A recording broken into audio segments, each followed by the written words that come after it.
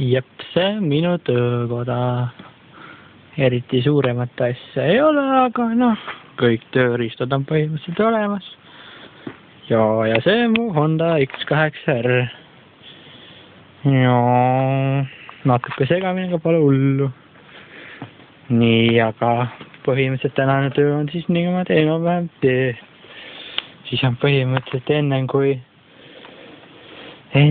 kui keerad süütes sisse, on niimoodi pakkuda. Nii, ma keeran süüte sisse nüüd ja 1, 2, 3 ja näed, põhivalgus töötas süüte järgi ja 1, 2, 3 ja muusika mängib. Vot nii ongi need lood. Siis kui tõstan ülesse, on põhimõtteliselt selline. Kahju, et valgust ei ole praegu, aga pole hullu. Ja enam-vähem, kui saaks valguse panna, siis oleks